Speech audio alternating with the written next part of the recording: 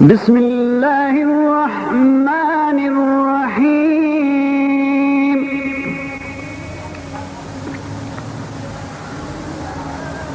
الله لا إله إلا هو الحي القيوم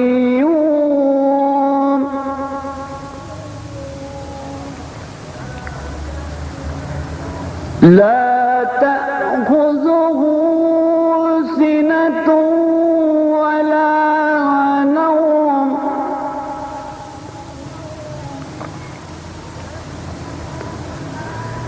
له ما في السماوات وما في الأرض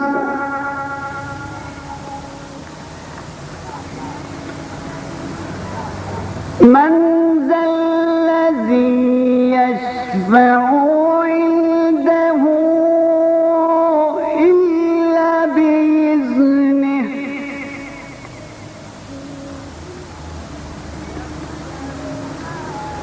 يعلم ما بين أيديهم وما خلفهم ولا يحيطون بشيء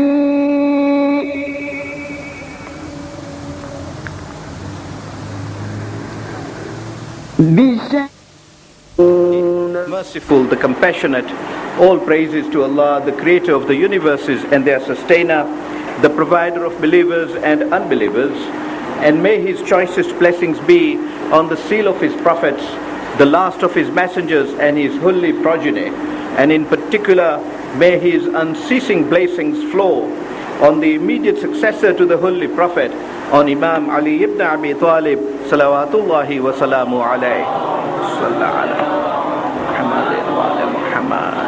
Before we commence the deliberations for this evening's sitting, I have once again been told to remind you that the book on Manazil al-Akhirah, and I've been given a copy to display that book, is on sale outside and will continue to be on sale.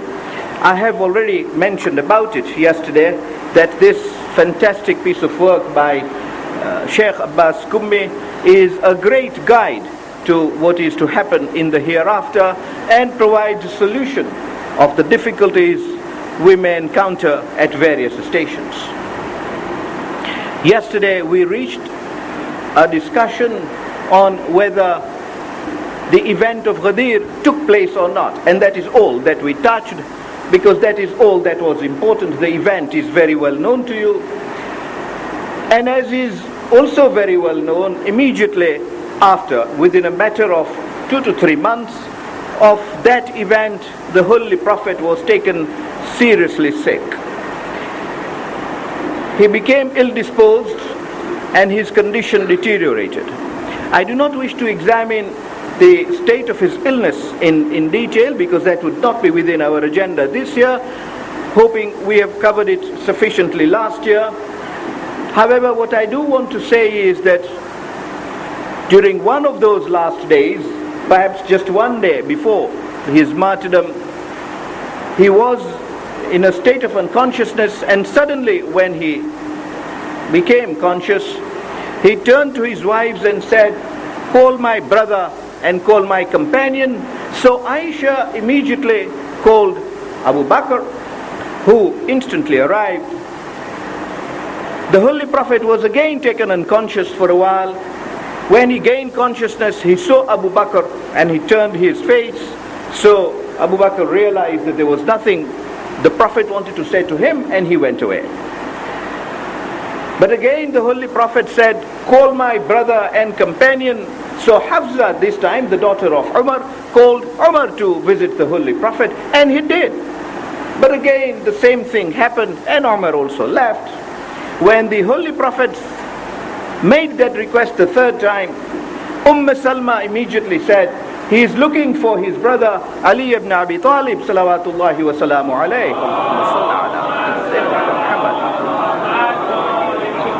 And when Hazrat Amir arrived, the Holy Prophet brought him onto his bed and for a long time had a very private, confidential conversation with him. Well, one can see that these now are last moments which the Holy Prophet wanted to spend with one he wanted to trust with things to come. That, I thought, was yet another indication by the Holy Prophet, may peace be upon him, of who should succeed him. When this conversation was over and the Holy Prophet wanted to rest for a while and went to sleep, Hazrat Amir went out to attend to other necessities. That was a period when Hazrat Amir was spending almost all his time with the Holy Prophet, attending to him and meeting his requirements in that state of his health. He would only go out to meet his necessary requirements for life. One of the companions who noticed this grabbed Hazrat Amir there and said, "I saw you having a long conversation of the Holy Prophet, with the Holy Prophet. What was he telling you?" And all that Hazrat Amir alayhi salam told him was that he opened for me 1,000 gates of knowledge, and each one of those gates opened for me yet another 1,000 gates of knowledge. And he also gave me certain tasks which, Allah willing, I should fulfill. And he did not indicate what they were. One of the things that the Holy Prophet said, we shall inshallah discuss tomorrow night, as to how he should react if he did not get the Khilafah soon, immediately after the Prophet's martyrdom. So one can see that the Holy Prophet chose that particular companion to whom to pass the knowledge, such that 1,000,000 gates of knowledge would be opened through the information conveyed. But this was not the first time that the Holy Prophet behaved in this way. It is well recorded that after the siege of Taif, we did not discuss the siege of Taif. This was soon after Hunayn. But I think we touched on it last year. Soon after the siege of Taif, the Holy Prophet took Hazrat Amir away, and this is in Taif, and spent a long time in confidence with him. On that occasion, Umar went to the Holy Prophet and said, "O Holy Prophet, why are you spending time privately and secretly with Ali, keeping away from us?" One would have thought that particular question was out of place, certainly to the personality of the Holy Prophet. But the question was asked. The answer that came from the Holy Prophet is memorable. He said, "It is not I who is taking Ali in confidence. It is Allah Himself, subhanallah wa ta'ala, who is making Ali His confidant." That was an answer which took Umar aback. His response, rather may I say his retort, was a tough one. He turns to the Holy Prophet and said, "But isn't this the kind of thing that you tell us? Isn't this the kind of thing you told us in Hudaybiyah, that we could enter Hudaybiyah and yet we were not able to do so?" A subject we have discussed just a few nights back. The Holy Prophet became annoyed and unusually expressed his annoyance in his tone and said, "Umar, I did not then say that we would be able to enter Hudaybiyah in that specific year, did I?" And the conversation ended there. This is yet another instance which established that he publicly also made it plain that he would confide in Imam Ali alayhi salam matters that he would not speak to other people. Sufficient hint to indicate what his choice would be. However, soon after this conversation, the very next day, the situation arose when the Holy Prophet became pleased to accept the summons from the Almighty. Although he was given the choice, Jibreel said, if you so desire, you can lengthen your stay on the earth. Holy Prophet's response was that once it is Allah's will, I will return to him. He is of that category for which the chapter on Dahr says, وَمَا يَشَاءُونَ إِلَّا أَن يَشَاءَ اللَّهِ.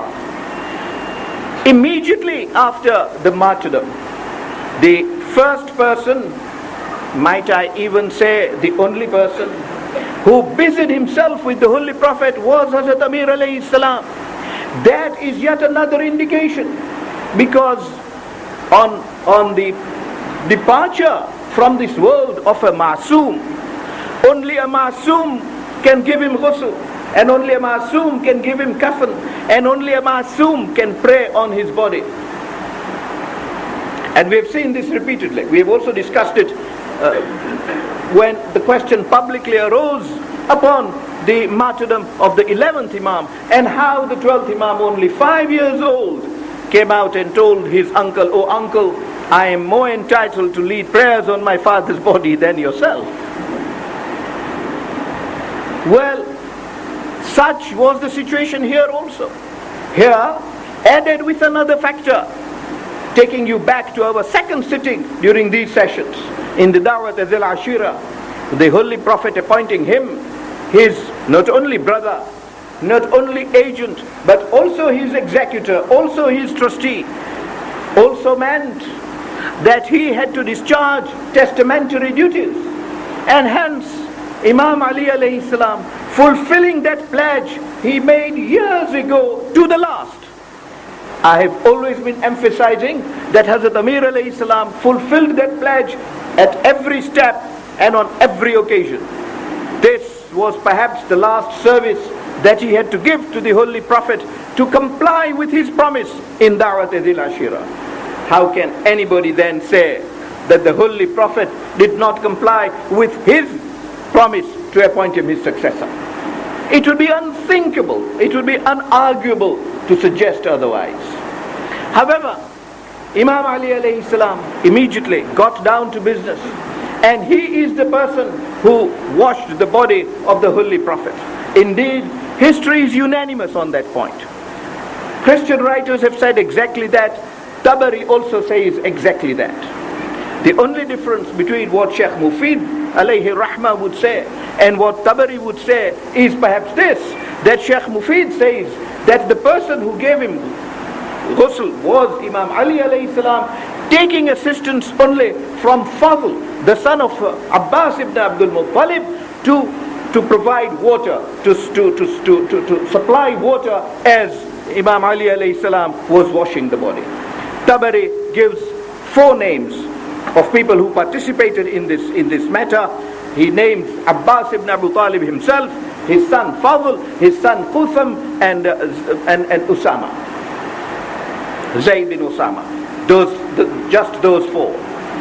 Not much of a difference between the versions, and you will find the reference in Tabari on that particular point in volume 9 at page 202. Yes, he mentions Ali ibn Abi Talib, Al-Abbas ibn Abdul Muttalib, Al-Fadl bin Abbas, Qutham bin Abbas, and Usama bin Zayd, and he mentions Shukrun, a freedman of the messenger of Allah. Sheikh Mufid, as I said, mentions only Fadl bin Abbas to help in supplying water. After the ghusl, question of burial comes in, and indeed, insofar as the burial is concerned, history is unanimous that the person who was foremost in charge of that duty was Hazrat Amir alayhi salam. He was the person who descended into the grave. He was the person who selected the site, had the grave dug, and he is the first person who descended into the grave. Who else descended into the grave also is not much a matter of controversy.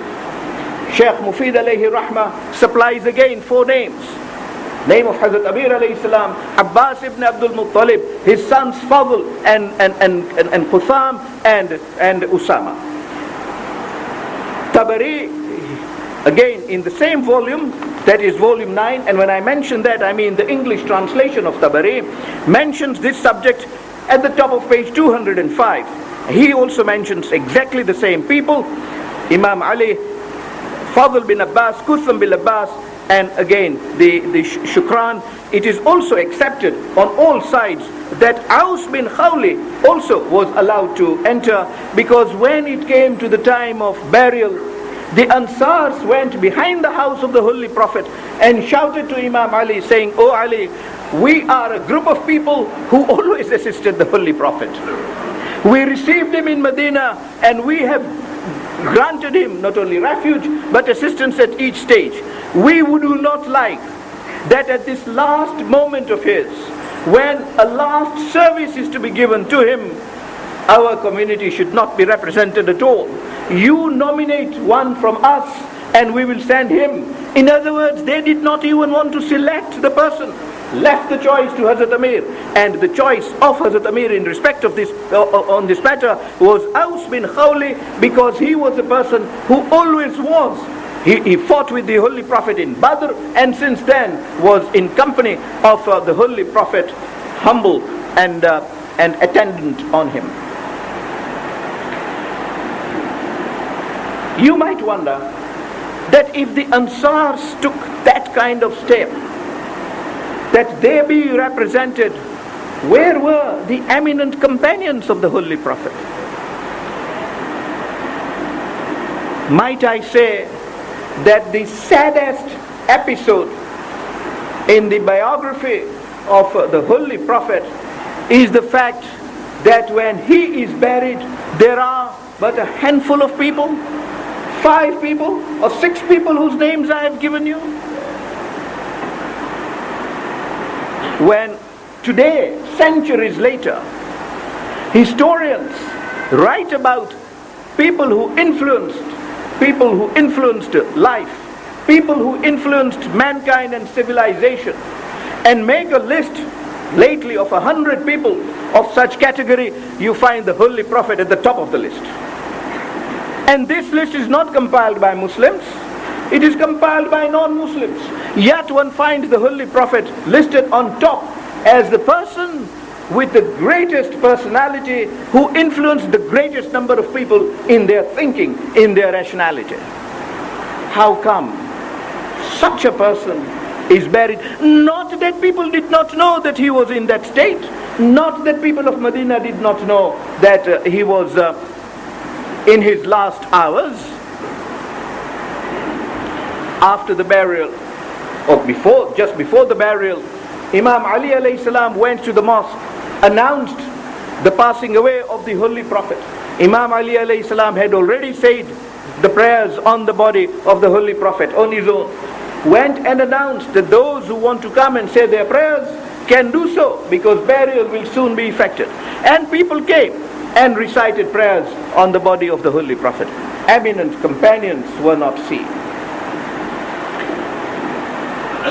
As Hazrat Amir alayhi salam was still arranging the grave of the Holy Prophet, with the shovel in his hand, now setting the boundaries of the grave, a procedure very well known to you, one of his companions comes to him and says, "Ya Ali, do you know what has happened?" And Hazrat Amir says, "What I know is that my brother has passed away and I am in grief."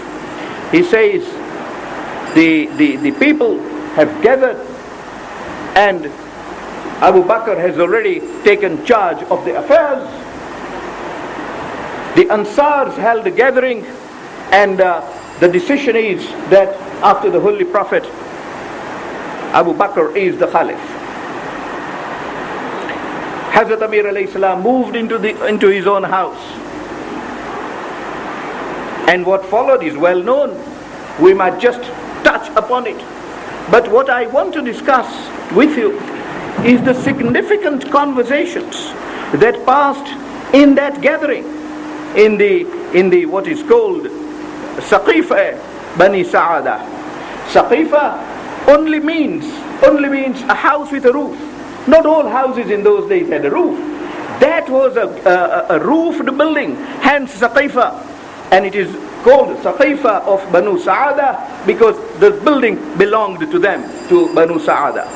And the gathering there was prompted by Sa'ad bin Ubadah. Sa'ad bin Ubadah being the leader in Medina of the Ansars, the one who was the leader of the Ansars during the lifetime of the Holy Prophet. The gist of what I am going to tell you next does not come from Sheikh Mufid or from any shared source. I am relying on what is stated now in the English translation of Tabari in volume 10. I do not propose to read text to you, but I propose to give you the page numbers where you will find the material, should you wish to find it. And the material in this particular aspect that I am looking at starts at the very beginning of volume 10, from page 1. A detailed provision which Tabari says he reports from Hisham bin Muhammad, again a Sunnite source. And he says that the Ansar gathered in the portico of Banu Sa'ada, and they resolved that they should appoint Sa'ad bin Ubadah to be in charge of the affairs of the Muslims after the Holy Prophet. Sa'ad Sa'ad at that particular time was sick. He was an elderly person in poor health. He could not come out himself, but he was brought there with the help of attendants and his children. And when they met there, he made a speech. He told his people that we have got to gather courage and we have got to appoint one of us. And immediately the people said, yes, we appoint you to undertake this particular function. Umar learned of this. He got intelligence that the Ansars have already gathered in the Saqifa of Bani Sa'ada, and they are choosing their own person, particularly Sa'ad, and that Sa'ad bin Ubadah will be the successor to the Holy Prophet. Umar wasn't going to accept that situation. So he immediately looks for Abu Bakr. Abu Bakr was then in the house of the Holy Prophet. Holy Prophet just having passed away, and Abu Bakr did not regard it prudent just to leave immediately then. But when he receives this message of Umar, he sends a reply saying, I am busy at the moment, I am not able to come out. At this point in time, may I point out that at page 3, Tabari accepts that Ali ibn Abi Talib, he says, now Ali ibn Abi Talib was working busily preparing the apostle for burial. As I said, it is accepted on all scores. Yet another excellence of Imam Ali alayhi salam. When Abu Bakr says he is busy and would not be able to come out, Umar sends another word saying something has happened that you must attend to in person.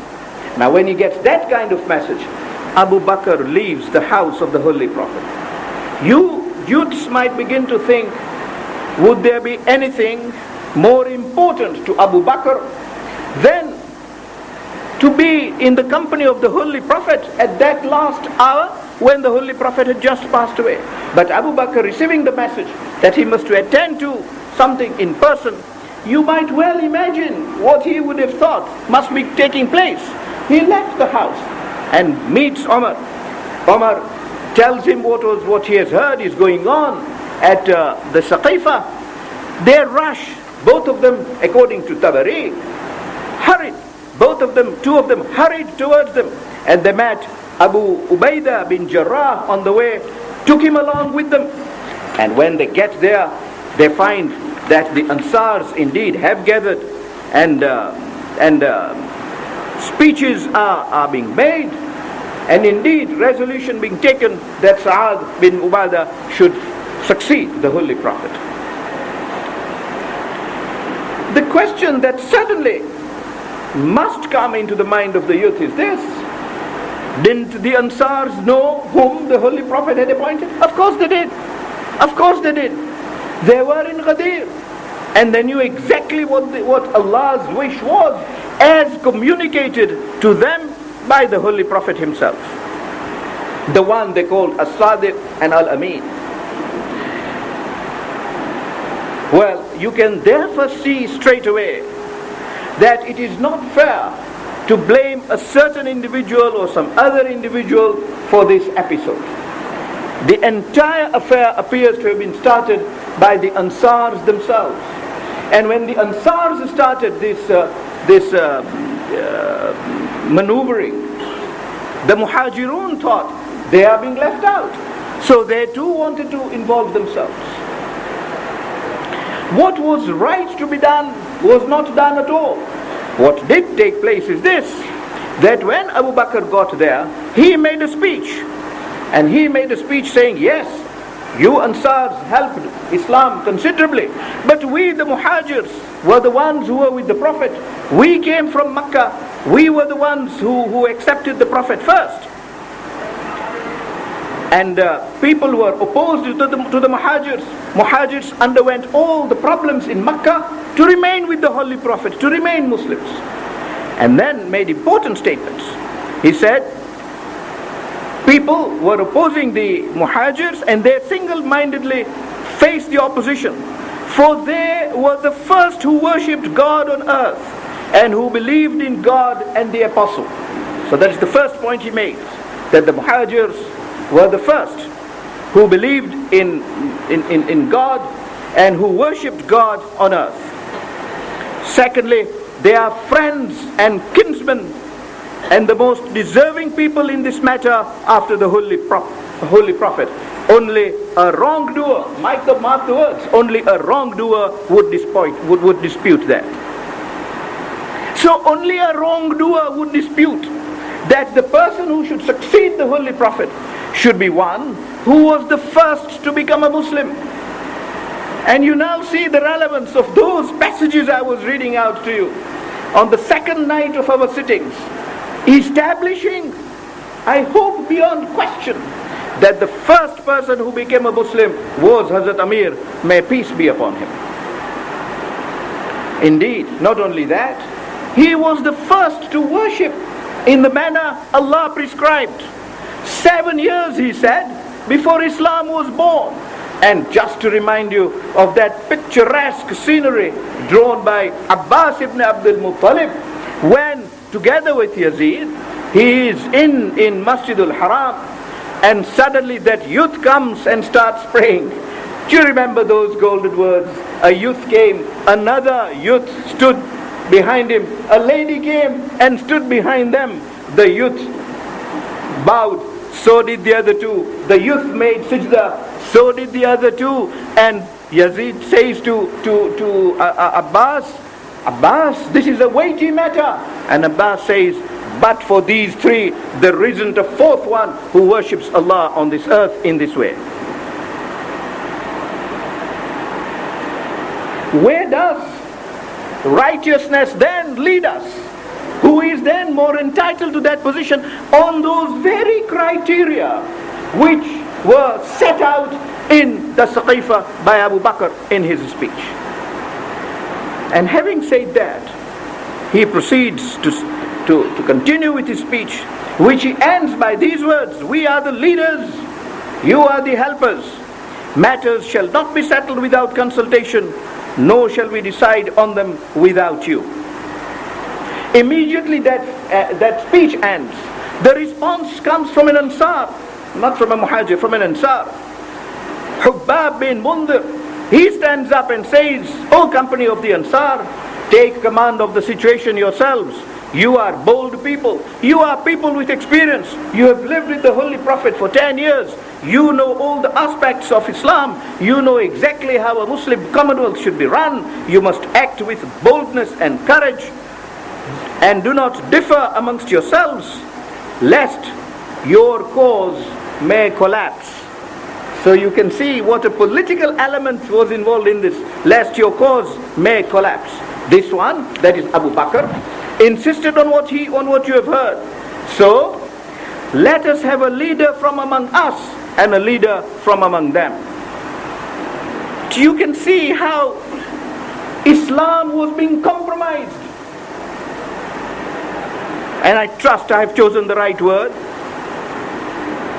If agreement cannot be reached, then let one Ansar and let one Muhajir, two be concurrent presidents of this commonwealth. Where was Islam leading to? But when that was said, Umar immediately stood up, a man of political insight. He said, absolutely not. These are his words. He says, absolutely not. Two cannot come to agreement in adjoining. Indeed, in one of his, in one of the others' report, this is by Ibn Abdul Hadid, the commentator on Nahjul Balagha, he says that the words of Umar were that two swords cannot be joined in one sheath. Two swords are not suitable in one scabbard. The idea in any case is that one community cannot be led by two people. That was his response. By God, he says, the Arabs will not be content to give you the leadership when the Prophet was not one of you. Do I need to say any more? That is why I went out of my way to say that in Khandaq, when Jibreel came down and said to the Holy, in Uhud, I beg your pardon, in Uhud when Jibreel came down and said to the Holy Prophet, what a brother to fight for you. The Holy Prophet immediately said, why should he not? Innahu minni wa ana minhu. And you remember Jibreel said, wa ya Rasulullah ana minkuma. He told Jibreel, he didn't tell a human, he told the archangel. He said, oh Jibreel, Ali is from me and I am from him. Can anybody claim a superior position of being of the Holy Prophet? The words of Umar are that Arabs cannot be content to give you the leadership when their Prophet was not one of you. I'm not even talking of one of you, I'm talking of one of him himself.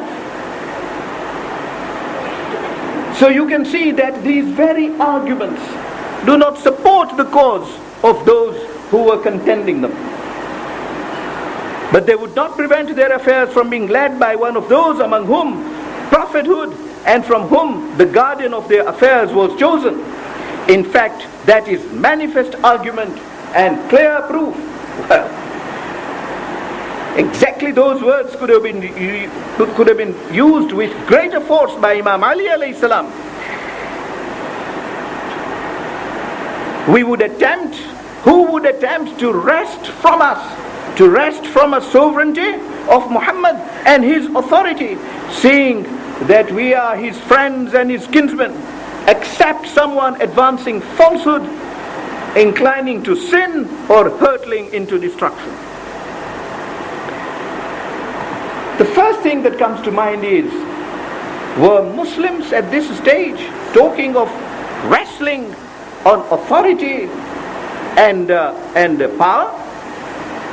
The actual words are sovereignty, not even power, stronger word, sovereignty and authority. Is that what Muslims were talking about when the Holy Prophet always talked of Islam and the teachings of Allah and obedience to him?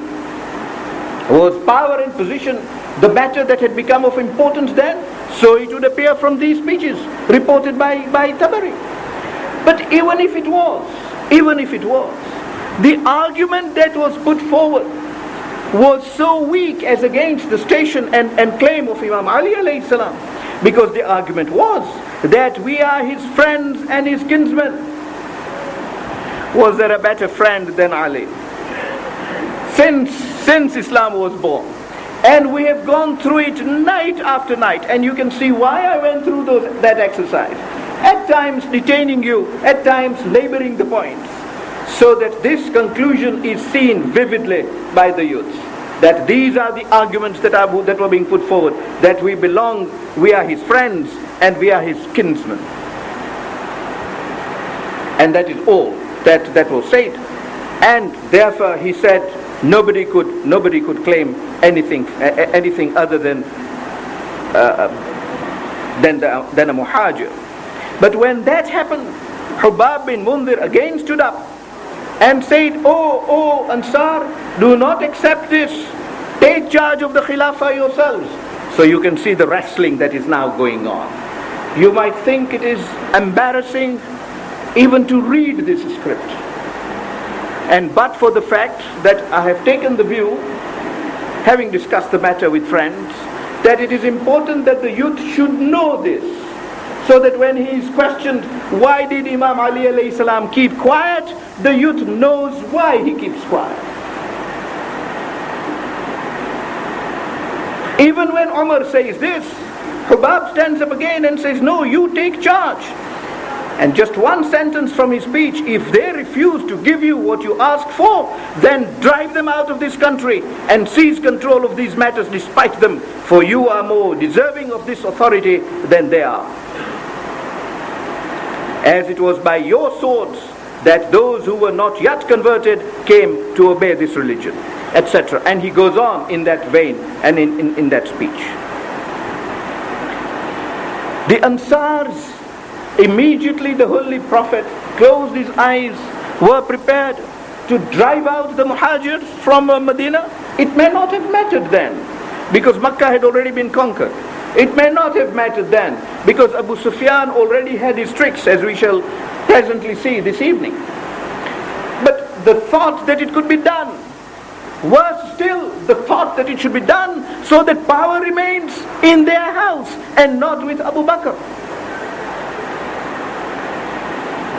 Saddening even to conceive that Muslims were thinking in that way, let alone acting in that manner immediately after the martyrdom of the Holy Prophet. But what follows perhaps is even more hair-raising, because then at this stage what happens is that Bashir bin Sa'ad, an Ansar, father of Nu'man bin Bashir, by the way, I say that because we discussed that name so much when we discussed the journey of the Ahlul Bayt from Karbala to Dimashq, and from Dimashq to Medina in particular. We discussed that name many times. He stands up and says, "Oh Ansar, do not behave like this.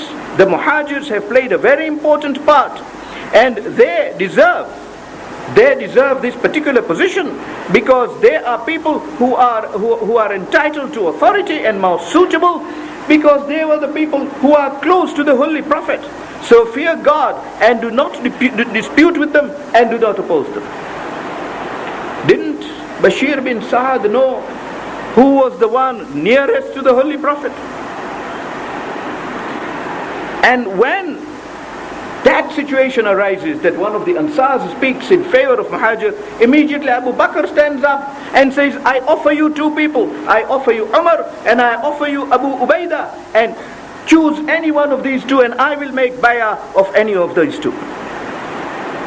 And when Abu Bakr offers these two, they both declined. They said, "No, so long as you are amongst the Ummah, we cannot accept this position."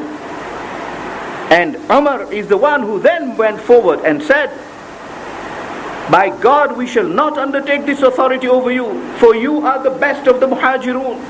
The second of two, when they were in the cave, I'm reading this only to give you Umar's reasons for the appointment of Abu Bakr, and I use the word appointment quite deliberately. Second of two, who they were in the cave, and the apostle of God's deputy over prayer. So, who should precede you or undertake this authority over you? Extend your hand so that we may render the oath of allegiance to you. Before Abu Bakr extends hands, Umar pulls his hands and makes bay'ah to Abu Bakr, and immediately, indeed, according to one tradition reported by Tabari, it was Bashir bin Sa'ad who went first to precede Umar, made allegiance. And when these two had made allegiance, Hubab bin Mundhir shouts at Bashir bin Sa'ad and says, "Oh Bashir bin Sa'ad, you are in opposition to your kinsman." You see the thinking in that meeting, how the participants in that meeting who had made the quorum were thinking at that particular point in time. This is how you behave with your kinsman. Who drove you to do what you have done? Did you envy your cousin the sovereignty? He replied, "By God, no. I abhorred contending with a group for a right that God had given them." So 3 points that I wish to make. The first point that I wish to make relates to the qualifications that Umar set out. He set out two qualifications. One, that Abu Bakr had authority, had a good claim because he was in the cave with the Holy Prophet. You decide for yourselves which was the most significant matter, being in the cave with the Holy Prophet under the protection of the Holy Prophet, or lying in the bed in the house of the Holy Prophet to be murdered by those open swords that were hanging over the head of Hazrat Amir alayhi salam. Was that to be forgotten? And how many prayers had that Hazrat Amir not led?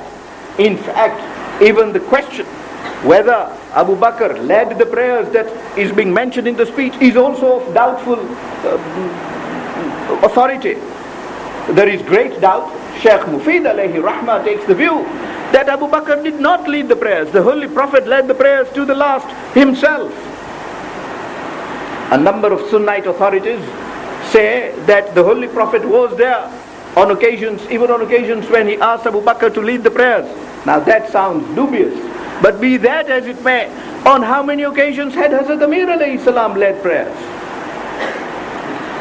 Indeed, when Tabuk took place, the Holy Prophet specifically appointed him to be in charge of Medina.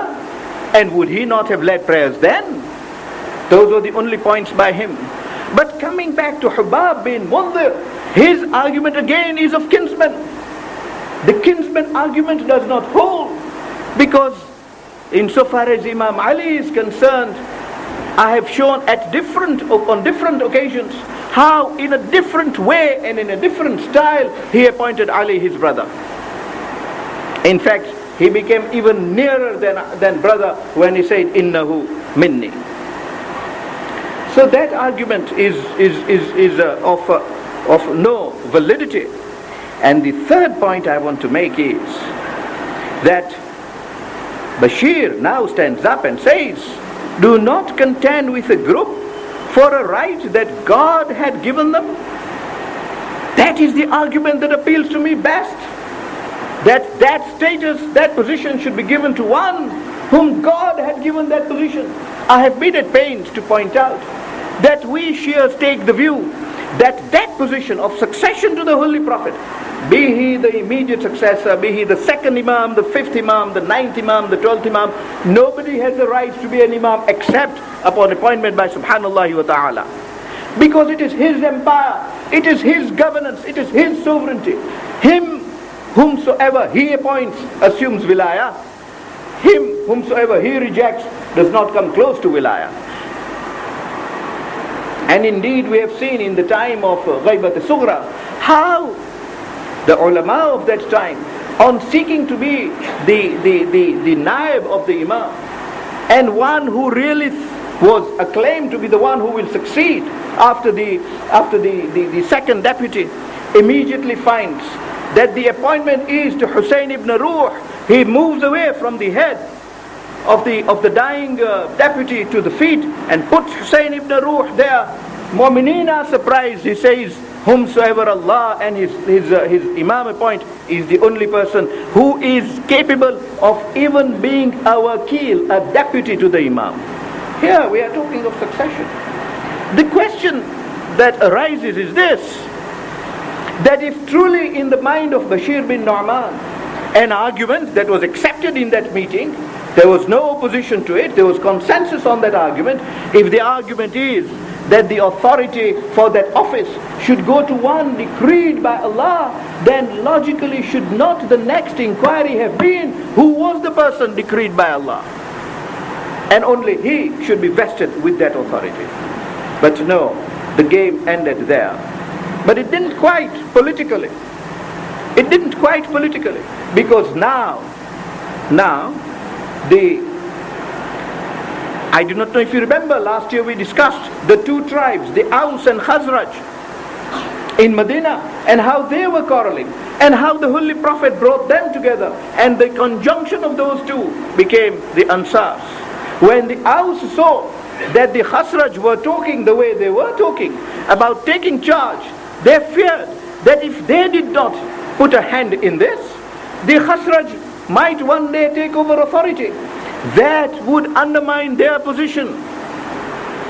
It is sad to think that Muslims of the time were not thinking of pleasure of Allah, were thinking of short-term political gains that they would score.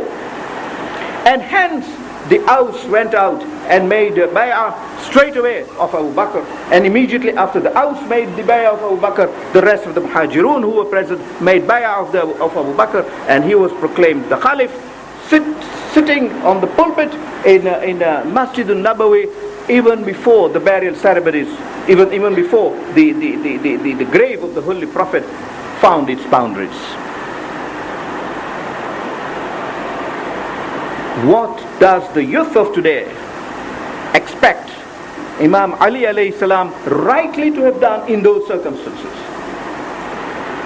When he, coming out to make a plea at that time, would have, as you see, have divided the Ansars, the Khaws and Akhraj, they having taken the view that they cannot now trust a Muhajir, cannot trust a Qurayshite into this position. Abu Bakr and Umar having already stiffened their position, would not the simple answer in those situations have been bloodshed? Indeed, Umar was already talking of bloodshed, because when all this happened, Sa'ad bin Ubadah was complaining. He was saying what is taking place is not right and we do not accept it. But as people went to make bay'ah, some people treaded on him, stepped onto him, and an argument arose. And perhaps it's not very clear that Umar also in that tussle stepped onto him. And somebody said, be careful not to step on Sa'ad. At this, Umar said, kill him. May God slay him. So in this very Saqifa, there is already talk, there is already threat of killing each other. Then he stepped on his head. This is page 8 of Tabari. Then he stepped on his head, saying, I intend to tread upon you until your arm is dislocated. These are words attributed to Umar. At this, Sa'ad took hold of Umar's beard and said, by God, if you remove a single hair from it, you will return with no front teeth in your mouth. You can see to what stage we have reached. Then Abu Bakr said, take it easy, Umar. Compassion would be more effective at this point. So Umar went away, turned away from him. And Sa'ad said, by God, if I had the strength to get up, you would have seen what I would have done today. None of you would have been able to get into power, and you would have seen how the Ansars get into power. And he refused to make bay'ah of Abu Bakr. He did not even go to pray in the mosque. That was the turmoil in which the Muslim Commonwealth had descended itself. Indeed, Umar suggested that his bay'ah be taken even later, after a few days. And when this was sought, he declined. And when he declined, Bashir bin Sa'ad advised Abu Bakr that he should not take the bay'ah and should refrain from doing so. And Abu Bakr did not take his bay'ah to the last, until he died. He said he would not be killed without his children and family and a party of his kinsmen being killed with him. In other words, he was clearly talking of a revolt, of a rebellion within the Muslim Commonwealth.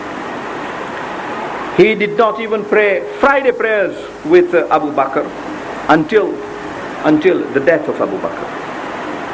That was the scenario immediately after the passing away of the Holy Prophet. What was Imam Ali alayhi salam to do? Soon after that, Abu Sufyan goes to the house of Imam Ali alayhi salam and says to him, why don't you rise? This is your right. You were appointed in Ghadir. If anybody would remember Ghadir at that time, you trust Abu Sufyan to do so. Not that Muawiyah was not there. Muawiyah was also in Ghadir, as I pointed out from a Sunni source. They all knew what happened then. And he says, you were the person appointed. Why are you keeping quiet? I am prepared to take your oath of allegiance. O Abu Hassan, stretch out your hand so that I may give you the oath of allegiance, and I undertake to give you men and ammunition to fight for your rights. This you will find in volume 9 of Tabari at page 199. But listen to the reply of Imam Ali as cited by Tabari, not by Sheikh Mufid. The reply of Imam Ali alayhi salam is, by God, you do not intend to do anything but stir up fitna, stir up dissension. For long you have desired evil for Islam, and we do not need you or your advice. So there were two things uppermost in the minds of Imam Ali alayhi salam. I will take occasion, inshallah, perhaps tomorrow, but if I do not succeed tomorrow, on the eve of Ashura, but inshallah before we break on this from these sittings, to cite to you just one or two passages from that khutbah of Imam Ali, famously known as khutbah Shaqshaqiyah, in which Imam Ali alayhi salam exactly explains why he kept quiet. And I will cite to you the advice of the Holy Prophet to him on that particular point. But keeping all those matters aside, purely from logic and common sense, would you have expected a sane, rational, pious person, and that is what I emphasize, that is the quality I emphasize, a pious person at that particular in time, to further divide the Muslims by coming out and creating a dissension? Would that not have been the opportunity for the Jews? We discussed last year where they were not distant. Would it not have been an occasion for them to come in and perhaps swallow up Islam? Would that not have been the occasion to weaken Islam further? The sensible thing was to allow the dust to settle. And when the dust would have settled, to rebuild Islam, as exactly Imam Ali alayhi salam fostered and struggled to do. Year after year, khilafah after khilafah, as we will see inshallah in the course of these 2 nights. But the arguments that I set forward to you, you might think come from these sources. And so I propose to sum up this particular episode by only citing 1 or 2 passages from a speech that Umar made after he became a Khalif. So you are talking of a few years after this event. Few years after this event, a controversy was still on that the election, that I beg your pardon, that the allegiance, the oath of allegiance to Abu Bakr was a faltah. Now, a faltah is an incident which occurs without being given any thought. The translator of Tabari in volume 9 at page 192 says this: falta means a sudden, unexpected event without deliberation. In other words, people met at Saqifa without thought, without assessing the consequence of their acts, without deliberation, took a sudden, quick step. And that is how indeed it appears. People in Makkah said this. Umar heard this in Makkah in a pilgrimage. When he comes to Medina, on the pulpit, he sits and says, people say it was a falta, that was a quick decision without thought. Admittedly it was so. He accepts that it was a step taken in that manner. But God averted its evil. For there is nobody like Abu Bakr, there is none among you like Abu Bakr, to whom the people would have submitted. He says, when God took his prophet Ali al-Zubair, and those who were with them stayed away from us in the house of Fatima. Now that is incorrect to an extent, because Ali was busy, and so was Fatima in preparing for the burial of the Holy Prophet. And by the time they became free, the game was over. Indeed, that is how the game was played.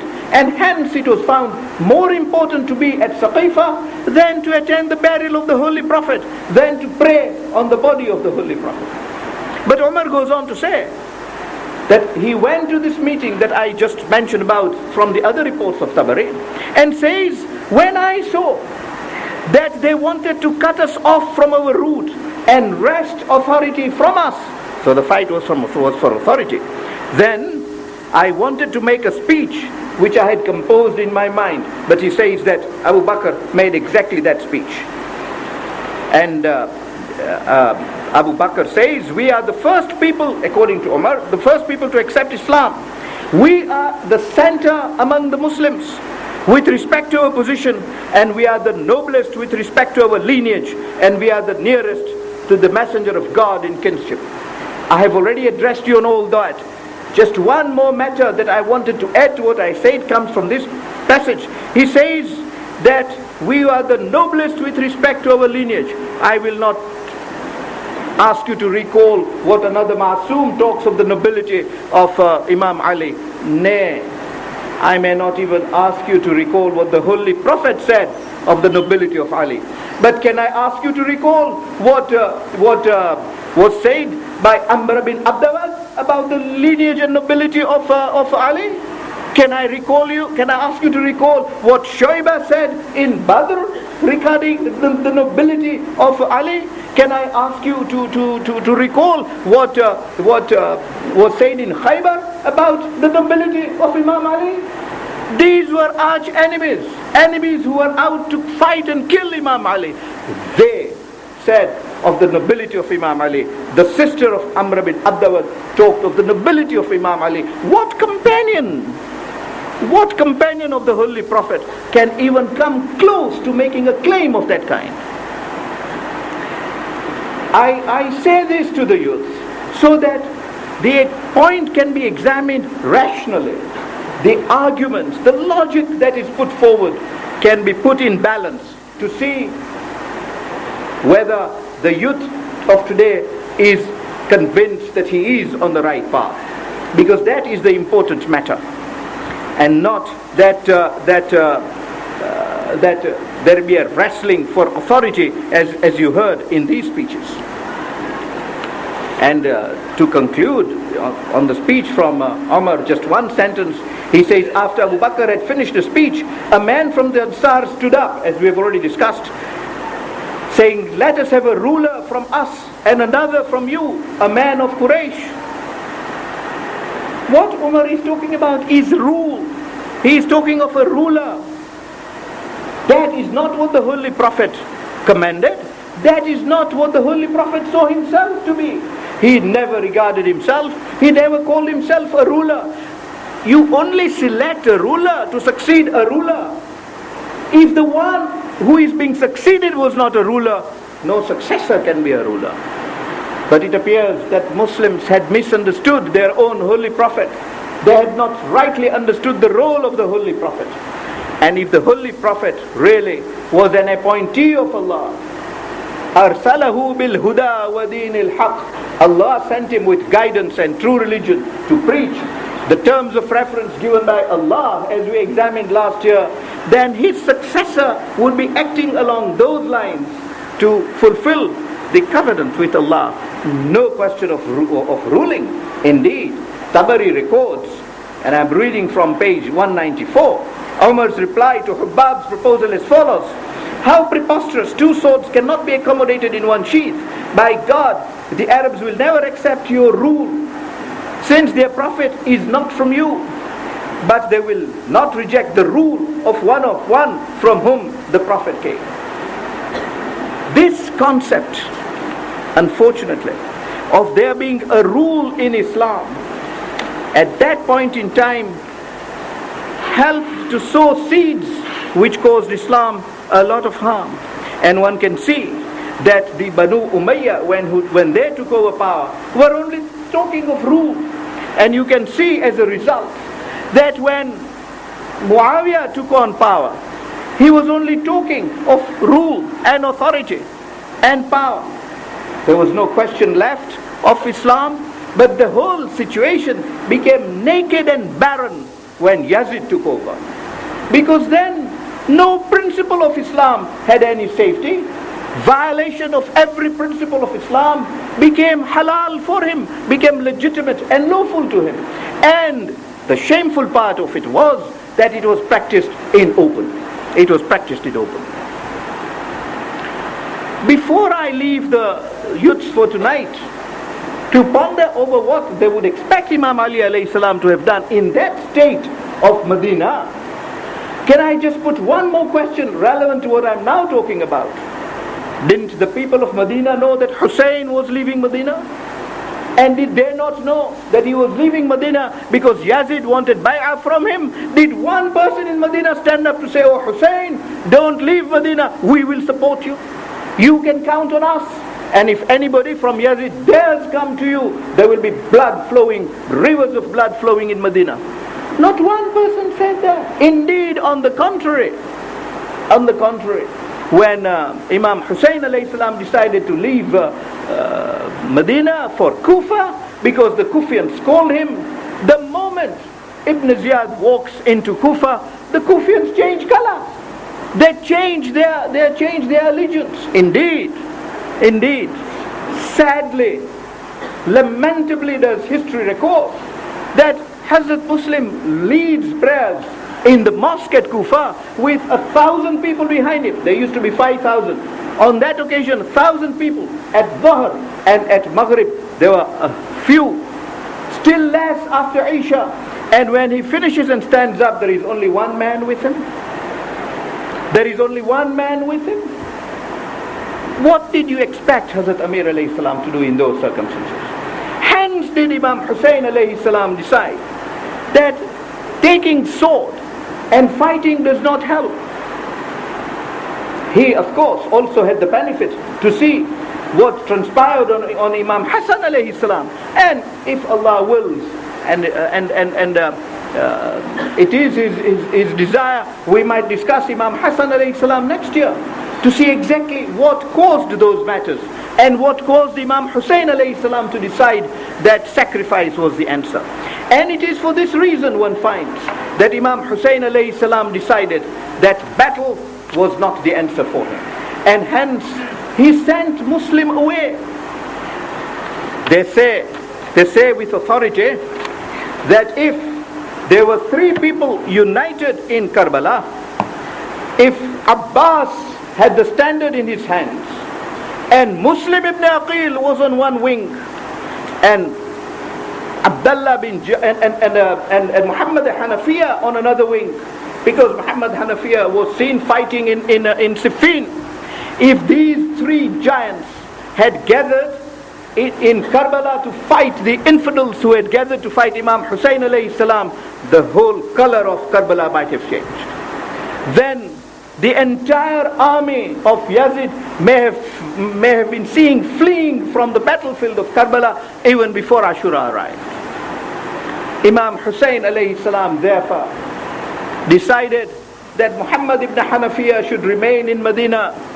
When Imam Hussein alayhi salam was leaving Medina, his brother Muhammad Hanafiya came to him and indeed even suggested that he should not take women with him.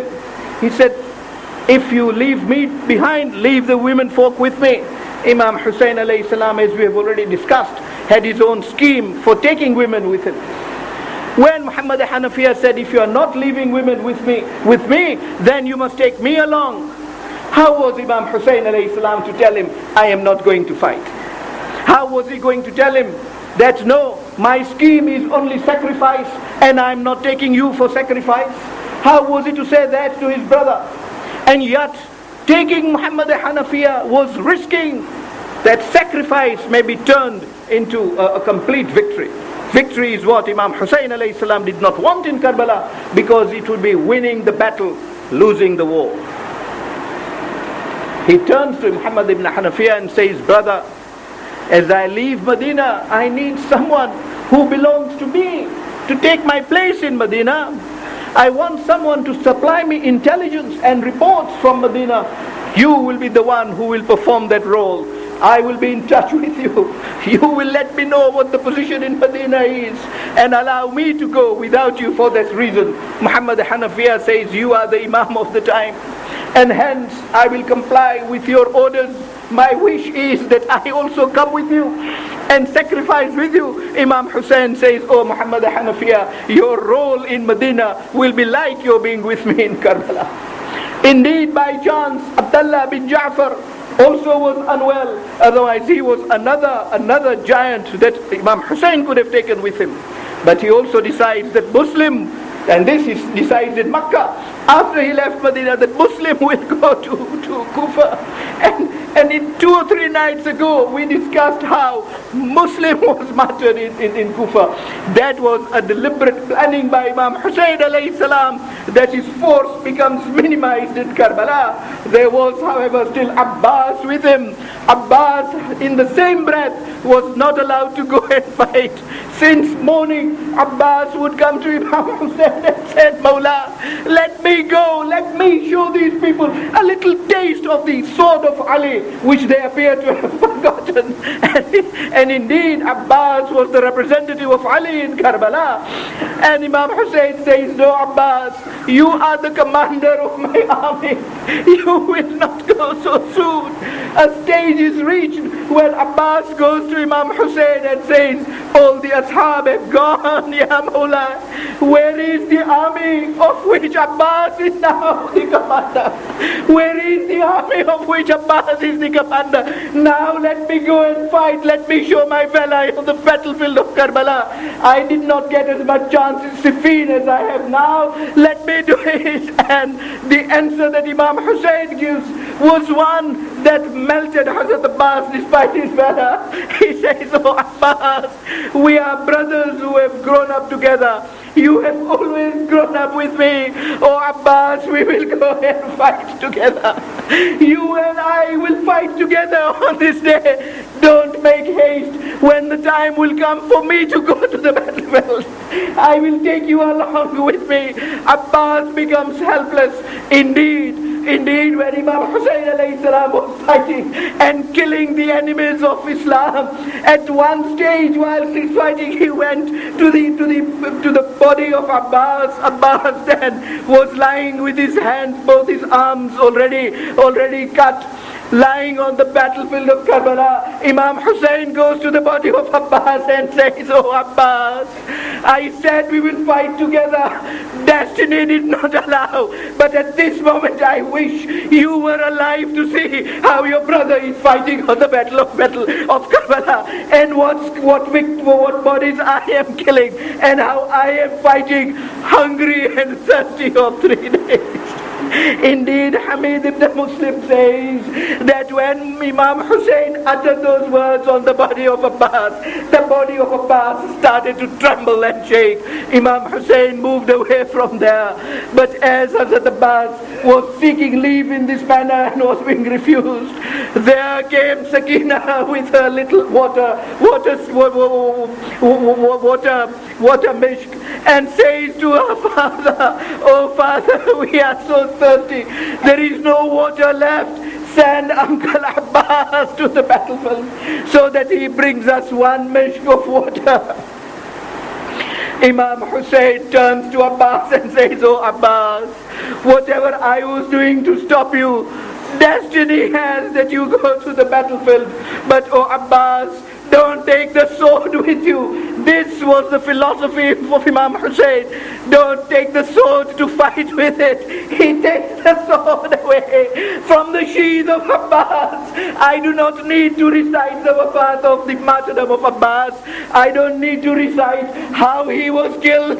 Would you not say that moment Imam Hussein removed that sword from the sheath of Abbas, Abbas might have died that very moment. His eagerness to go and fight the enemy was slashed. His hopes turned. Yet Abbas goes out.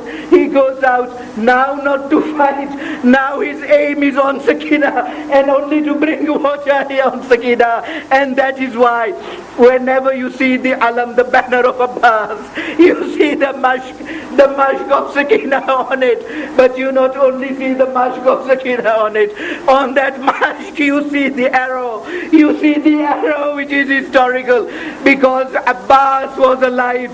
He may have lost his arms, but he was alive and struggling struggling. But when that arrow came onto the mashk of Sakina and all the water was poured, Abbas then did not see purpose of living anymore, for he might well have sensed that Sakina had gathered the children there, saying, "Oh little children, if Abbas has got to bring water, water will come, and when water comes, Sakina will not drink water first. I will give you all water. When all of you will have quenched your thirst, will Sakina have you have water?" Alas, what does Sakina find? Sakina finds Imam Hussein with the alam of Abbas, with the mashk already strewn with the arrow. Asks her father, "Where is Abbas?"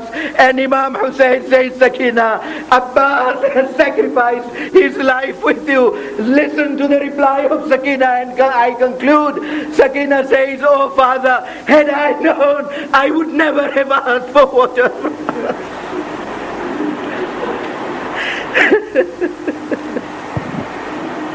ألا لعنة الله على القوم الظالمين وسيعلم الذين ظلموا أي منقلب